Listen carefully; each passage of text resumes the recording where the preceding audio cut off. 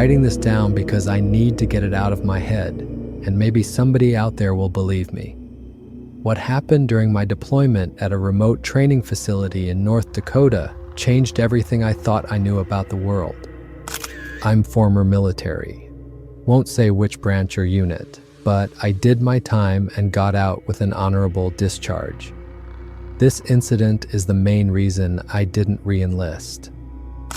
This all went down in February of my first year in. I was 20 years old, fresh out of basic, and this was my first real posting. The base was way up in the northern part of the state, surrounded by thousands of acres of dense forest. It was used mainly for winter warfare training, but in the dead of winter, when most units were deployed overseas or on leave, the place turned into a ghost town. Maybe 50 people total stayed behind to keep things running. I got stuck with night patrol duty because I was the new guy. That's how it works. Lowest person on the totem pole gets the worst assignments. They paired me with another soldier who was just as green as me. We'd both arrived at the base within a week of each other, so naturally we got thrown together for the overnight shifts. Nobody else wanted to spend 8 hours walking the perimeter in sub-zero temperatures, so they were happy to let us handle it. The night it happened, the temperature had dropped to around negative 15 degrees. Heavy snow was falling, the kind that makes it hard to see more than 30 feet ahead. We geared up around 9 in the evening, thermal layers, heavy coats, winter boots, face masks, the works. Even with all that, the cold cut right through. Our assignment was simple: walk the dirt road that circled the training area, check the fence line, and radio in every 30 minutes to confirm everything was clear. Before heading out, we did our equipment check in the guard shack. Standard stuff: flashlights, radios, sidearms, extra batteries. The sergeant on duty barely looked up from his coffee when he handed us the patrol roster. He told us the weather was supposed to get worse throughout the night and to call in if visibility got too bad to continue. But he said it in a way that made it clear he didn't actually expect us to call in. You push through unless it was a genuine emergency. The first hour was completely routine. We followed the road, crunching through fresh snow, our breath forming clouds that froze in the air. The wind had a bite to it that found every gap in our clothing. Every half hour, one of us would key the radio and give a status update. The guy monitoring the radio back at base always sounded half asleep.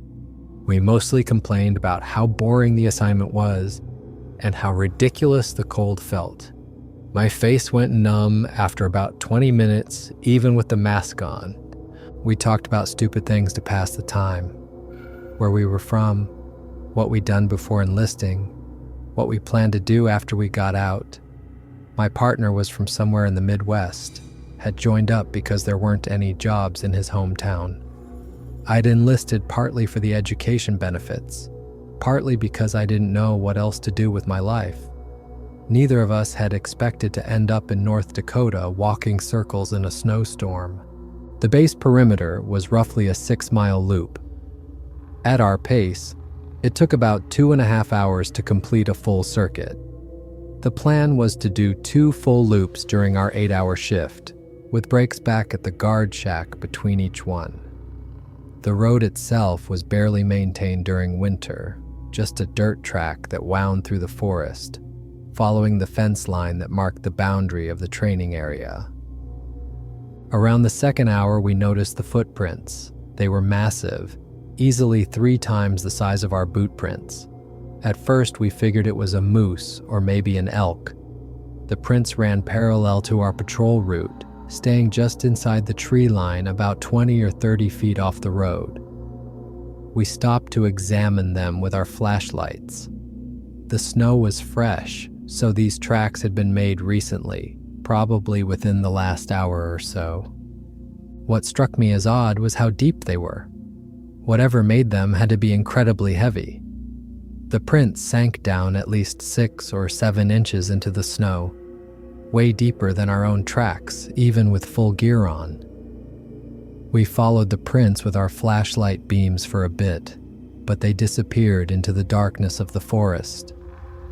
My partner made some joke about tracking down Bullwinkle, and we kept moving. I remember feeling a slight unease, though. Something about those prints didn't sit right, but I couldn't put my finger on why. We continued on, completing another quarter-mile or so. The snow was coming down heavier now, and our flashlight beams seemed to get swallowed up by the darkness and the swirling white flakes. The temperature felt like it had dropped even further. My fingers were getting numb inside my gloves, and I kept flexing them to keep the blood flowing. About 20 minutes later, we saw the broken branches. They were snapped clean off, but the strange part was how high up they were, 8 or 9 feet off the ground. We stopped and pointed our lights up at them. Some of the breaks looked fresh, with white wood showing where the bark had been torn away. The branches were thick too, maybe 2 or 3 inches in diameter. Whatever broke them had serious strength. My partner suggested it might have been a moose rubbing its antlers, but moose don't stand that tall. Neither do elk. I proposed maybe the branches had broken under the weight of snow and ice, but they were snapped sideways, not hanging down like they would be if they'd just fallen. Something had physically torn them off the trees. We found more broken branches as we continued. They appeared every 100 feet or so, always at that same height, always snapped in the same way. It formed a pattern, like something tall was moving through the forest parallel to the road, breaking branches as it went, maybe marking territory, or maybe just moving carelessly through the undergrowth. Either way, it was unsettling. That's when the feeling of being watched really set in. You know that sensation where the hair on the back of your neck stands up? It was like that, but stronger. I kept turning around to shine my light into the trees, but there was nothing there, just darkness and falling snow and the shadows of tree trunks. We picked up our pace a little without really discussing it. Neither of us wanted to admit we were spooked. The forest felt different now. The silence was too heavy, too complete. Earlier in the patrol, we'd heard the occasional sound, wind in the branches, snow sliding off pine boughs, maybe an owl in the distance. But now there was nothing except our footsteps and our breathing. Like every living thing in the forest had gone quiet, hiding from something. We reached the 2-mile marker, a wooden post on the side of the road with the distance stenciled on it. We stopped to check our bearings and do another radio call. Everything's still normal, we reported. The voice on the other end acknowledged and told us to continue. We stood there for a moment, neither of us eager to keep going, but not wanting to admit it. The grunt came from deep in the woods, maybe 50 feet off the road. It was low and resonant, echoing through the trees. We both froze. I've heard plenty of animal sounds, grew up in the country, but this didn't match anything I knew. It wasn't a bear, wasn't a deer, wasn't any kind of normal wildlife. The sound had a quality to it that felt wrong, almost like it was between an animal growl and something else. Something more deliberate, more intentional. We stood there for a solid minute, listening. Nothing else came. Our flashlight beams swept back and forth across the tree line, looking for any sign of movement. The falling snow made it hard to see clearly. Everything beyond 20 feet was just shapes and shadows. Finally, my partner suggested we radio it in. We didn't want to sound paranoid, so when we called base, we kept it casual. Just mentioned we'd heard some wildlife in the area, probably a bear or something. The guy on the radio told us to continue patrol and not to worry about it. Said it was probably nothing. We kept walking, but now we were both on edge. The snow kept falling, and every little sound made us jump. A clump of snow falling from a branch sounded like footsteps. The wind rattling dead leaves sounded like something moving through the underbrush. We kept our hands near our sidearms without consciously deciding to. About 10 minutes later, we found the deer carcass. It was wedged up in a tree, about 12 feet off the ground. The thing had been torn apart. I mean, really torn apart. Chunks of meat were missing, and blood had sprayed everywhere, freezing on the trunk and branches. Steam was still rising from the exposed muscle and organs, meaning this kill was fresh. Very fresh. Maybe in the last hour or two. I've seen predator kills before. Bears, wolves, cougars. They don't wedge their prey up in trees like that, and they sure don't tear animals apart with that kind of violence. Whatever did this had incredible strength. The deer was a good-sized animal, probably 150 pounds or more. Lifting it that high and wedging it in the branches would require enormous power. The blood trail led deeper into the forest, disappearing into the darkness. But what caught my attention was that there were no tracks around the base of the tree. The snow beneath the deer was disturbed, sure, but there were no clear paw prints or hoof prints or anything that made sense. Just some deep impressions in the snow that didn't look like any animal I knew. We stood there staring at it, our flashlight beams making the scene look even more gruesome. The deer's eyes were still open, staring at nothing. Its mouth was open like it had died screaming. Blood was frozen in dark streaks down the tree trunk, almost black in our flashlight beams. My partner wanted to follow the blood trail, see if we could figure out what had done this. I shut that down immediately. No way were we going into those woods. Whatever killed that deer was strong enough to tear it apart and lift it 12 feet into a tree. I didn't want to meet it in the dark forest with just our pistols for protection. We radioed it in, described what we found. The voice on the other end sounded more awake now, told us to mark the location and continue patrol. Said they'd send someone to investigate in the morning. We used our knives to carve a mark in a tree near the road so the search team could find it. Then we moved on. Neither of us talked much after that. We just kept walking, checking over our shoulders every few seconds. The patrol route curved northwest here, following the fence line around the edge of a dense section of forest.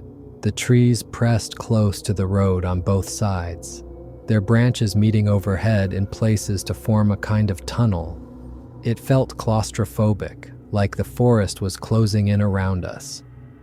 We started noticing more of those massive footprints. They appeared in clearings near the road, always heading in the same direction we were going. Always staying just inside the tree line, like whatever made them was pacing us but staying out of sight. The tracks were definitely not moose or elk. The shape was wrong, too rounded with what looked almost like toe impressions at the front. More like a barefoot human print, but 3 times the size. My partner knelt down to examine one of the prints more closely. He put his gloved hand next to it for scale, and his hand didn't even cover half the length. He looked up at me, and even in the darkness, I could see the fear in his eyes. We both knew we were seeing something that shouldn't exist, but neither of us wanted to say it out loud. The wind picked up, driving snow into our faces. Visibility dropped to maybe 20 feet. We had to angle our heads down to keep the snow out of our eyes, which meant we couldn't see as far ahead. Our flashlight beams just lit up swirling curtains of white. Then we saw it cross the road. We were about 50 yards away when this massive, dark figure emerged from the tree line on our left. It crossed the road in 3 or 4 strides and disappeared into the trees on the right side.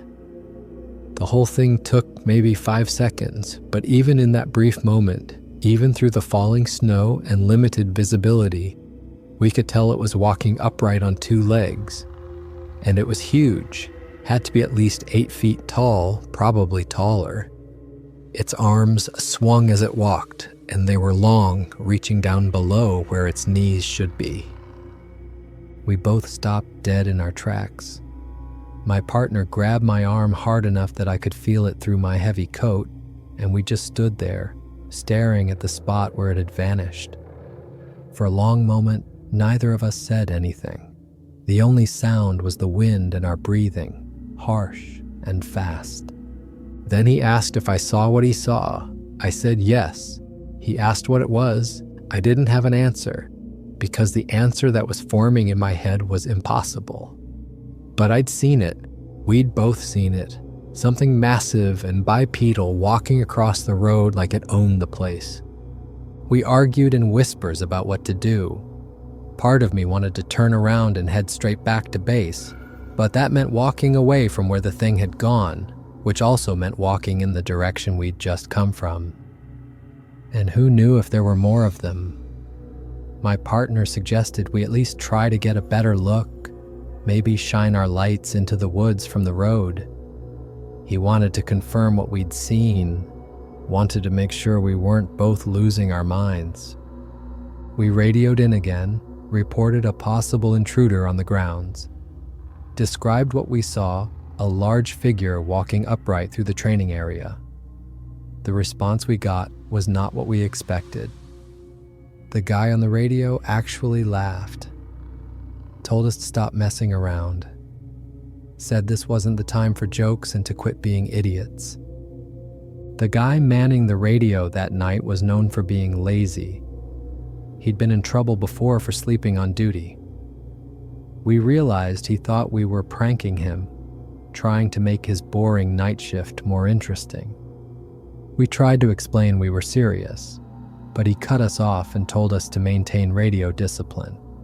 Said if we called in with any more nonsense, he'd report us to our commanding officer. So we were on our own. We decided to at least shine our flashlights into the woods, see if we could spot anything. We both turned our lights toward where the figure had disappeared. The beams cut through the falling snow, illuminating tree trunks and shadows. Nothing moved. We waited, lights sweeping back and forth across the tree line. Just trees and darkness and snow. We stood there for maybe 5 minutes, watching and listening. The wind howled through the branches above us. Snow continued to fall, accumulating on our shoulders and helmets. Our lights swept the forest, looking for any sign of movement, any hint of what we'd seen. That's when we heard movement on both sides of the road. Something was in the trees to our left. Something was in the trees to our right. We could hear branches snapping, snow crunching under heavy footsteps. Whatever it was big and it wasn't trying to be quiet anymore. We spun around, lights pointing in every direction, but couldn't see anything clearly. Just shapes moving between the trees, staying just out of sight. Dark forms that seemed to shift and disappear whenever our lights got close. The sounds were coordinated, moving in sync with each other, like whatever was out there was communicating, working together. One set of footsteps would move forward, then stop, then the other would move. Back and forth, always staying hidden, always just out of reach of our flashlight beams. Then the rocks started. A chunk of ice the size of a baseball slammed into the road right in front of us, exploding on impact with a crack that made us both jump. Then another one hit behind us, closer this time. Then more coming from both sides of the road. They weren't hitting us directly, but they were close enough to make the message clear. We were being targeted, being warned, or tested, or threatened. The rocks kept coming, a steady barrage from the darkness. Some were just chunks of ice, but others were actual stones, heavy enough to do damage if they connected.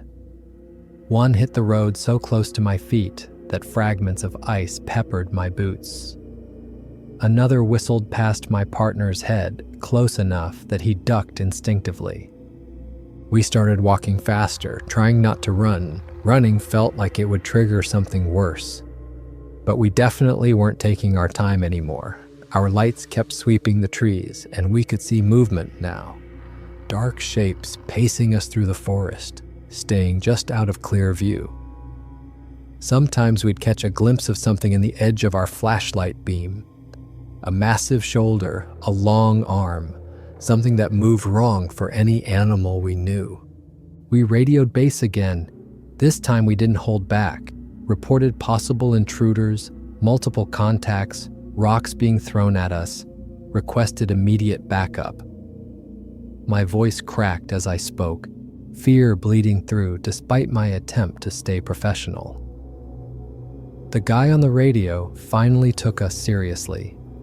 Maybe it was the fear in our voices, or maybe he heard one of the rocks hitting near us through the open channel. He confirmed that backup was on the way, but said it would take at least 20 minutes. We were on the far side of the facility, and they had to gear up and drive out. 20 minutes felt like forever. Behind us, we heard footsteps. Heavy, deliberate footsteps crunching through the snow. We spun around, lights aimed back down the road. Nothing, just our own tracks in the snow and swirling darkness beyond. But when we stopped moving, the footsteps stopped too. When we started walking again, they started again. Something was following us, matching our pace, staying just out of sight. Close enough that we could hear it clearly, but never close enough to see. The sounds from the trees got louder. Branches snapped like gunshots, the cracks echoing through the forest. We could hear something massive moving through the forest parallel to our position. It sounded like it was crashing through the undergrowth without any attempt at stealth. The noises came from both sides now, like we were being flanked. Like whatever was out there was hurting us, pushing us in a specific direction. We found more tracks crossing the road, fresh ones made in the last few minutes. The snow was still settling into the deep impressions, the edges sharp and clear. Whatever had made them had crossed right in front of us, probably while we were looking the other way or focused on the sounds from the forest. The tracks were huge and they were everywhere now, not just on one side of the road, but both sides, crisscrossing, overlapping, like multiple creatures were surrounding us. Then the smell hit us. It was horrible, like wet dog mixed with rotting meat and something else, something musky and wild that I'd never encountered before. The stench was so strong it made my eyes water even in the freezing cold. It seemed to come from everywhere at once, carried on the wind and snow. The smell was thick, almost physical, coating the back of my throat and making me gag. My partner bent over, hand over his mouth, trying not to throw up. I wasn't much better. The smell was overwhelming, worse than anything I'd ever encountered. Worse than sewage, worse than roadkill in summer heat. This was something primal, something that triggered every instinct in my body to run, to get away, to flee from whatever predator was close enough for us to smell. That's when we lost it. A huge piece of frozen wood, like a log or a thick branch, came flying out of the darkness and slammed into the ground directly between us. It hit with so much force that snow and ice exploded in every direction, spraying us both. The log itself was massive, easily 6 feet long and thick enough that I couldn't have wrapped both arms around it. The impact left a crater in the road. We both jumped back and I went for my sidearm. My hands were shaking so badly I almost dropped it as I drew. We weren't carrying rifles, just our service pistols. In that moment, I really wished we had something with more firepower. Hell, I wished we had a tank. We stood back to back, pistols drawn, scanning the trees with our flashlights mounted on the weapons. My heart was pounding so hard I could hear it over the wind, could feel it in my temples. My hands were shaking, and not from the cold. My breathing came in short, sharp gasps. Every shadow looked like a threat. Every movement in my peripheral vision made me whip around, finger on the trigger. The scream came from the woods, and it was the most terrifying sound I've ever heard in my life. It started low, like a growl or a roar, building from somewhere deep. Then it climbed higher, growing louder and more intense, until it reached this ear-splitting shriek that seemed to vibrate through my entire body. It wasn't human. It wasn't any animal I'd ever heard or could even imagine. It was something else entirely, primal and full of rage and power. The sound seemed to come from everywhere at once, echoing off the trees, surrounding us. The scream lasted maybe 10 seconds, but it felt like forever. When it finally ended, my ears were ringing. My hands had tightened on my pistol so hard my knuckles ached. Next to me, my partner was shaking. We stood there frozen, waiting for whatever came next. We ran. All protocol went out the window. We just ran as fast as we could through the snow, trying to put distance between us and whatever was in those woods. Our flashlights bounced wildly as we moved, making the shadows jump and twist. Behind us, we could hear heavy footsteps giving chase. They were faster than they should have been for something that size. Each footfall sounded like a thunderclap, hitting the ground with incredible force. We ran down the center of the road, our boots slipping on ice and snow. I fell once, went down hard on my knee, but scrambled back up before my partner even realized I'd fallen.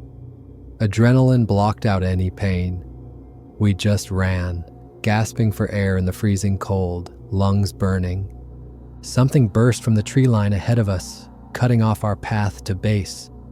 We skidded to a stop, our lights illuminating the creature for the first time. It was massive, 8, maybe 9 feet tall, covered head to toe in dark matted fur that looked almost black in our flashlight beams. Its shoulders were incredibly broad, easily 3 feet across. Its arms were long, hanging down past where its knees should be, ending in massive hands with thick fingers. The body was heavily muscled, powerful in a way that made it clear this thing could tear us apart without effort.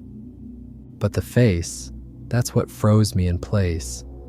It was almost human, but completely wrong. The features were flattened, pushed in like someone had taken a human face and compressed it. The brow was heavy, jutting out over deep-set eyes. The nose was broad and flat. The jaw was too wide, the mouth too large, with lips that pulled back to reveal teeth that were definitely not human. Too big, too many, designed for tearing meat. When our lights hit its eyes, they reflected back like an animal's, glowing in the darkness with a yellowish-green shine. Those eyes held intelligence. Not animal intelligence, but something more. Something that understood what we were, what our lights were, what our guns were. Those eyes were calculating, deciding what to do with us. The creature stood there for a moment, and we stood there, and nobody moved. We were maybe 30 feet apart, close enough that I could see the way its chest moved as it breathed. Close enough to see the individual strands of wet, matted fur. Close enough to smell that horrible stench rolling off it in waves. Then it beat its massive fists against its chest. Boom, boom, boom, like a gorilla but louder, more violent. The sound echoed through the forest, seemed to shake the very air. Each impact sounded like someone hitting a drum the size of a car. And then it screamed again, that same horrible shriek that seemed to pierce right through us. This close, the sound was physically painful. I felt it in my teeth, in my bones.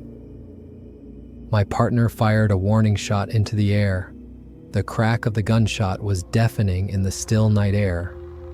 The muzzle flash lit up the scene for a split second, making the creature look even more monstrous. But the creature didn't even flinch. It didn't run or cower or show any sign of fear. Instead, it started moving toward us. Not fast, just walking. But each step covered an incredible distance. Those long legs ate up ground like nothing.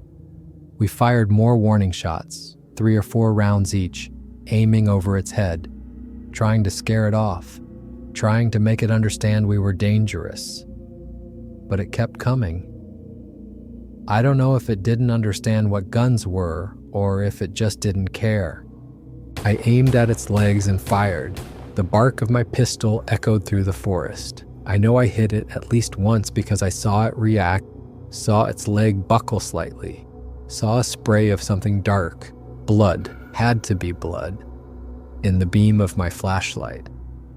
But it didn't go down, just stumbled for half a step, then kept coming. It roared, not a scream this time, but a deep, guttural roar of pain and rage that seemed to come from the depths of hell. The sound was so loud, so visceral, that I felt it in my chest. Then it charged, not walking anymore, running, moving faster than anything that size should be able to move, covering the distance between us in seconds, its long arms swinging, massive hands reaching for us. My partner tripped, just went down in the snow, probably caught his foot on something. The creature was on him in seconds. It grabbed him by his jacket with one enormous hand and lifted him completely off the ground like he weighed nothing. My partner was a solid guy, not small, probably 190, 200 pounds with all his gear, and this thing just hoisted him up one-handed, held him up at eye level like he was a toy. My partner was screaming, legs kicking, trying to get free. The creature pulled him close, examining him with those glowing eyes, up close to its face, close enough that my partner probably could smell its breath, could see every detail of those massive teeth. I fired at the creature's leg again, emptied half my magazine. The shots were rushed, panicked, but at least 2 rounds hit. I'm certain of that. I saw the impacts, saw the creature's leg jerk with each hit. The creature roared again and dropped my partner. He fell hard into the snow, landing on his back with enough force to knock the wind out of him. The creature turned toward me, and I kept firing. So did my partner. He'd drawn his weapon and was shooting from the ground, still gasping for air but getting rounds off. We both emptied our magazines, 15 rounds each. 30 shots at close range. Some of them had to have hit. I saw at least 3 or 4 impacts on its torso, dark wounds opening in the matted fur. But the creature kept coming. It seemed hurt, seemed to be moving slower, favoring one leg, but it was still coming. Blood was visible now, dark stains spreading on its chest and leg, but it wasn't stopping.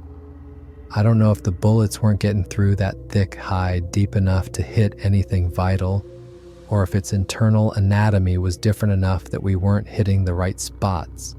But 30 rounds from 2 pistols should have dropped anything, and this thing was still standing.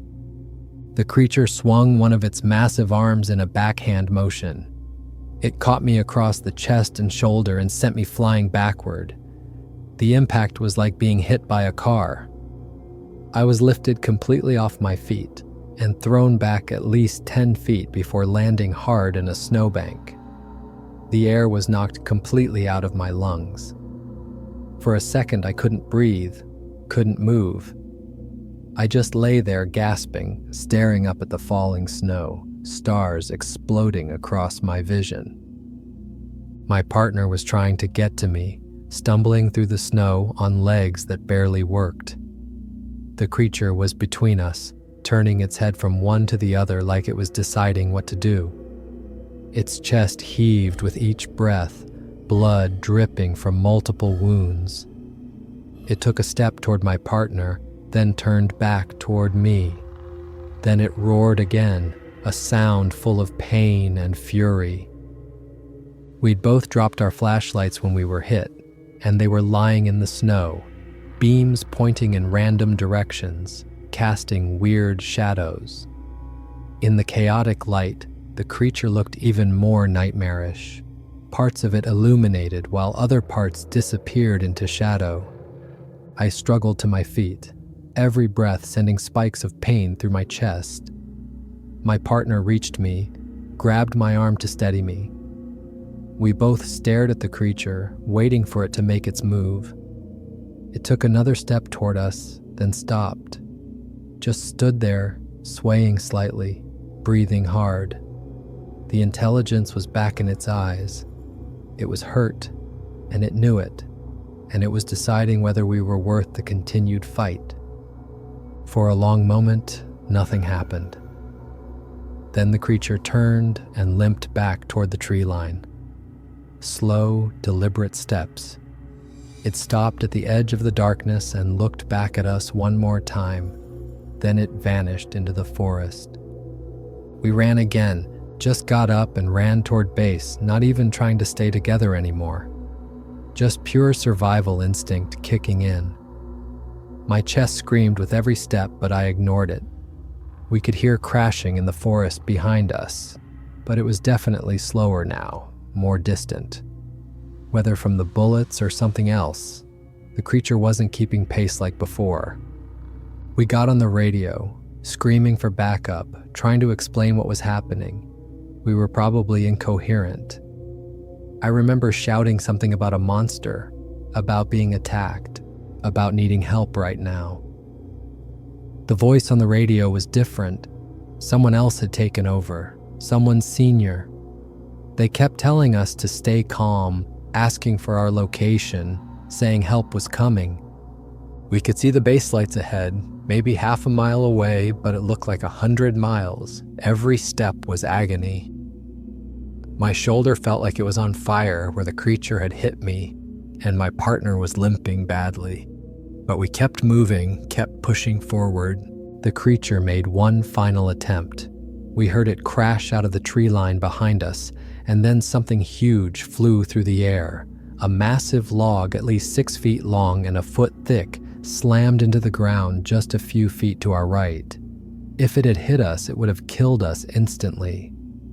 The log was thrown with enough force that it embedded itself into the frozen ground, standing upright like a spear. But we were almost there. We crossed into the lit perimeter of the base, under the floodlights that illuminated the fence line. We collapsed just inside the fence, gasping for air, hearts pounding like they were trying to break through our ribs. I looked back toward the forest. The creature was standing at the edge of the darkness, just barely visible in the shadows where the floodlights couldn't quite reach. It was watching us, just standing there, watching. I could see its eyes reflecting the light, those same yellowish-green orbs glowing in the darkness.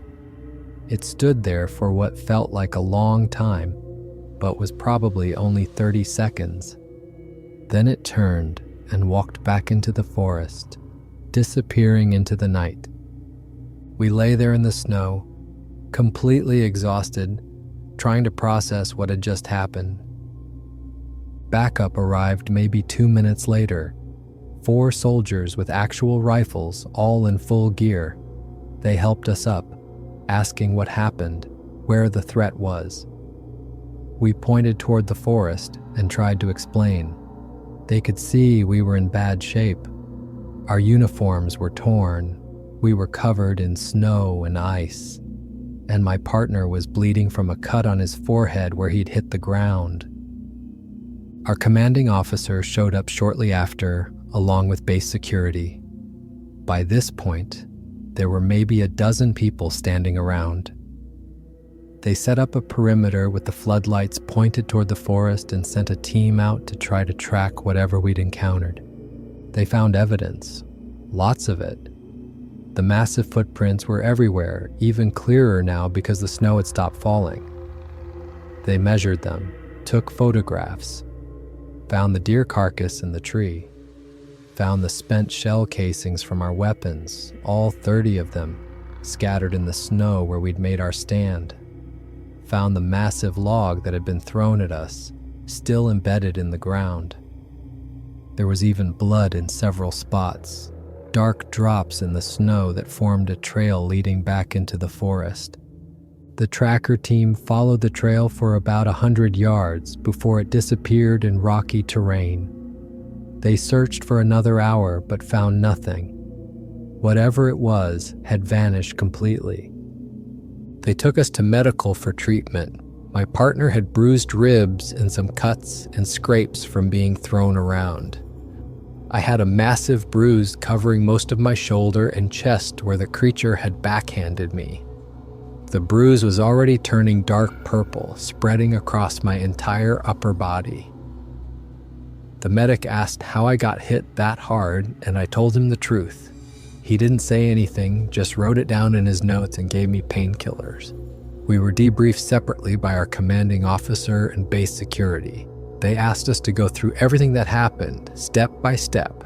I gave them the whole story, exactly as it occurred. Later, I found out my partner's account matched mine perfectly, every single detail. We hadn't had a chance to coordinate our stories or even talk about what happened, but everything lined up. The timeline, the descriptions, the sequence of events, everything. We filed an official incident report. We were careful with our wording, described it as an encounter with an unknown large animal or possible intruder. We avoided using words like Bigfoot or Sasquatch. Those words would make the whole thing seem like a joke. But we were detailed about everything else. The size, the appearance, the behavior, the physical evidence. The report included notes about our spent ammunition, our injuries, the disturbed snow around the encounter site, and the blood samples that were collected. Our commanding officer took the report seriously enough to forward it up the chain of command. I don't know how far it went or what came of it.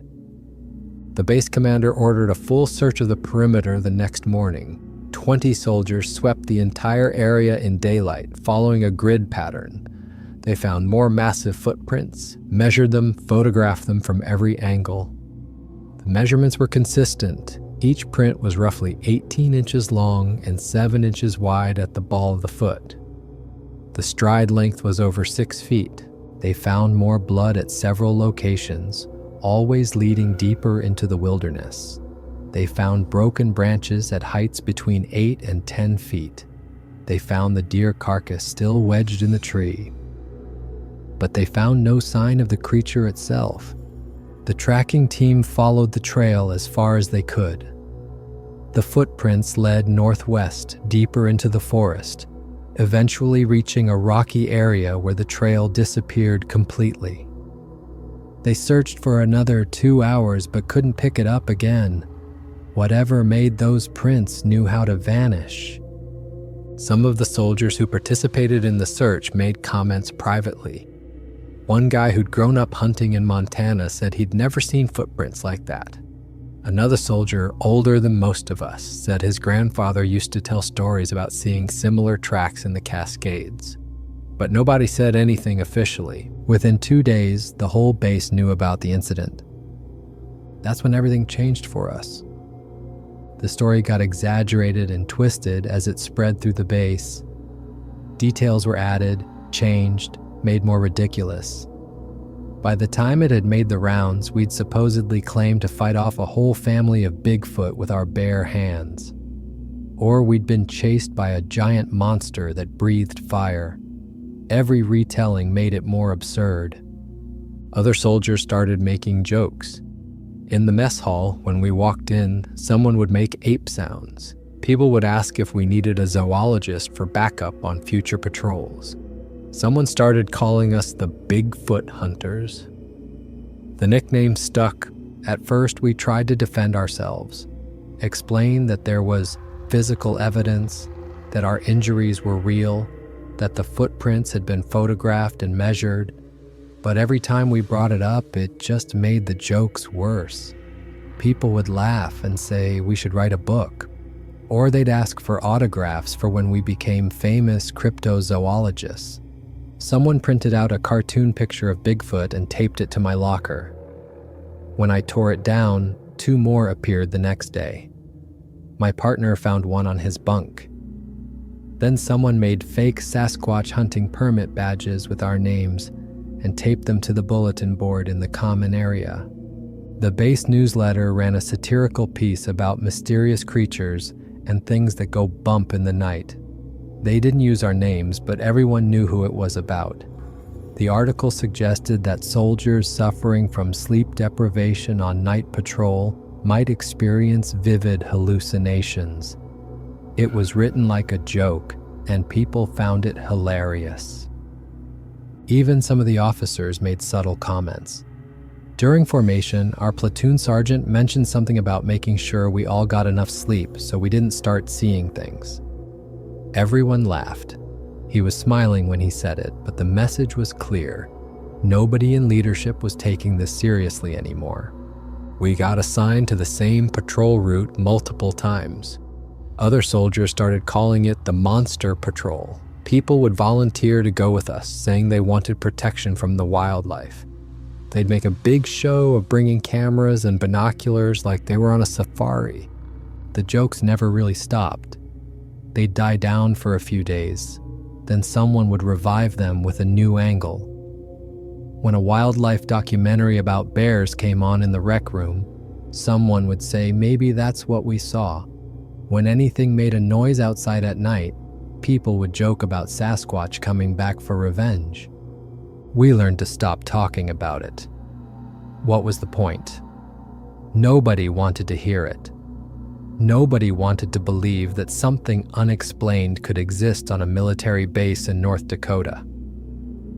It was easier for everyone to write it off as a mistake, a misidentification, or just 2 scared kids who panicked in the dark. But my partner and I knew what we saw, we knew what happened, and we never forgot it. Months passed. We finished our assignments at that base and eventually moved on to other postings.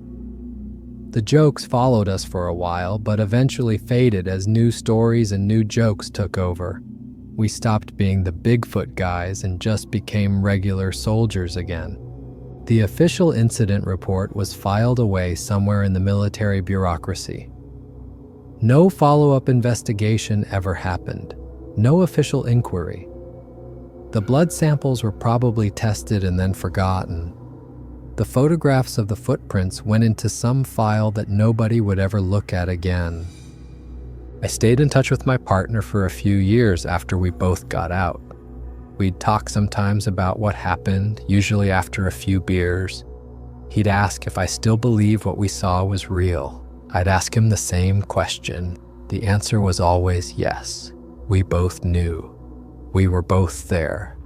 30 people laughing at us didn't change what happened, but it changed us.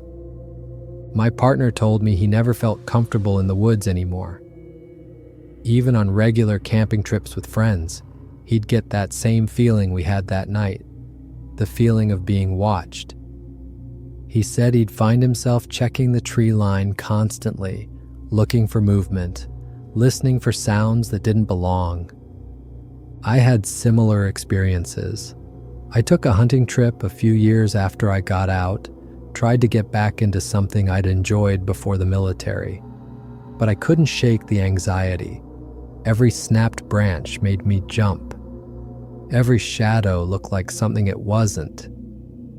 I ended up leaving early, telling my friends I wasn't feeling well, never went hunting again. The nightmares came and went. Sometimes months would pass without one, then I'd have 3 in a week. They were always the same, running through the snow, something chasing me, never being able to move fast enough. I'd wake up with my heart pounding, sheets soaked with sweat. I tried to research similar encounters, found a lot of stories online, some more believable than others. Lots of people claiming to have seen something in the woods. Different states, different circumstances, but similar descriptions. Massive bipedal creatures covered in fur, incredibly strong, capable of moving through forests without being seen. There were reports from other military bases too. A few soldiers from different branches had filed similar reports over the years. Most of them were dismissed or explained away. A few had physical evidence like we did, but it never seemed to go anywhere. The official stance was always that it was a bear or a moose or a person in a costume or a misidentification of some kind. I found forums where people discussed these encounters seriously, without the jokes and mockery. Reading their stories helped in a way. Knowing other people had experienced similar things, had seen similar creatures, made me feel less crazy. Some of the details were different, but the core experience was the same. The overwhelming size, the intelligence in its movements, the primal fear it generated. But I also found a lot of fake stories. People making things up for attention, or exaggerating something minor into a dramatic encounter. That made it harder to know what to believe, and it made me understand why so many people were skeptical about our story. For every real encounter, there were probably a dozen fake ones. I never stopped wondering what it was we encountered. Over the years, I developed my own theories. Maybe it was a relict population of something that science hasn't classified yet. Maybe it was something known to indigenous peoples, but deliberately kept hidden. Maybe it was just an anomaly, a one-off creature that shouldn't exist, but somehow did. The thing that bothered me most wasn't the creature itself, it was the response afterward. The physical evidence was there, the footprints, the blood, the destroyed deer carcass, our injuries, our spent ammunition, the massive log that was thrown, all of it documented, photographed, measured. But none of it mattered, because the explanation that it might be something unknown was too uncomfortable. It was easier to mock us, to turn the whole thing into a joke, than to seriously consider that something unexplained might exist. The military filed the report and moved on. The other soldiers laughed it off. And my partner and I were left carrying the weight of it alone. We still had each other, though. That helped.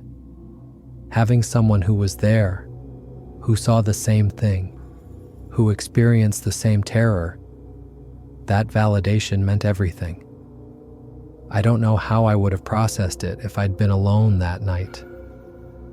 Having another witness made it real in a way that couldn't be denied, at least not to ourselves. My partner eventually got married, had kids, moved to the suburbs. Last time we talked, he told me he still thinks about that night sometimes. His wife knows the story, but doesn't bring it up much. His kids think it's a cool, scary story their dad tells. They don't realize it actually happened. I never married, moved around a lot, worked different jobs, never really settled anywhere. People who know me would probably say I'm restless. Maybe that's true, or maybe I'm still running from something I can't outrun. I still avoid the woods when I can. When I can't, I'm hypervigilant. Every sound gets analyzed. Every shadow gets examined. I carry a flashlight even during the day. It's exhausting, being that alert all the time. But I can't help it. The thing that sticks with me most is the moment when the creature stood at the edge of the darkness and watched us. It wasn't attacking anymore. It wasn't threatening. It was just watching. And I got the sense that it was intelligent, that it was making a choice to let us go, that it could have killed us if it wanted to, but it decided not to. That intelligence is what haunts me. If it was just an animal, it would be easier to process. But this thing made decisions. It stalked us strategically. It threw rocks to intimidate us before attacking. It used the darkness and the forest to its advantage. And when we reached the base, it stopped at the lights and watched us go. That wasn't animal instinct. That was something more. I've thought about going back. Not to the base. That's not possible anyway. But to North Dakota. to that general area. Maybe drive around, see if I can find where it happened. I'm not sure what I'd be looking for. Closure, maybe, or evidence that it's still out there. But I probably won't go because part of me doesn't want to know. Part of me wants to leave that night in the past. Let it stay as this terrible thing that happened once and then ended. Going back might make it real again in a way I'm not prepared to handle. I'm writing this down because I need people to know. Even if they don't believe it, even if they laugh like everyone else did, at least the story will exist somewhere in someone else's mind. Maybe years from now, someone else will have a similar encounter. Maybe they'll search online and find this account, and maybe it'll help them feel less alone, less crazy, less like they're the only person who's ever seen something they couldn't explain. To anyone who does believe this story, thank you. That means more than you know. To anyone who doesn't, I understand. I probably wouldn't believe it either if I hadn't been there. All I can tell you is that it happened. Every word of this is true. I saw what I saw. I experienced what I experienced. And nothing anyone says will ever change that. The creature is out there. I don't know if it's still in North Dakota or if it's moved on. I don't know if it's alone or part of a larger population. I don't know if it's the same species people have been reporting for decades or something entirely different. But it exists. I know because I looked into its eyes. I saw the intelligence there. I felt the ground shake when it moved. I heard its screams. I still have the scar on my shoulder where it hit me. A discoloration in the skin that never quite healed right. My partner has his own scars, physical and otherwise. We both do. We carry them every day. So believe it or don't believe it. Mock it or take it seriously. That's your choice. But somewhere in the forests of North Dakota, in the deep wilderness where humans rarely go, something walks on two legs. Something massive and intelligent and powerful. Something that science hasn't explained and the military chose to ignore. It's out there, and I hope to never see it again. For more interesting stories, check this out.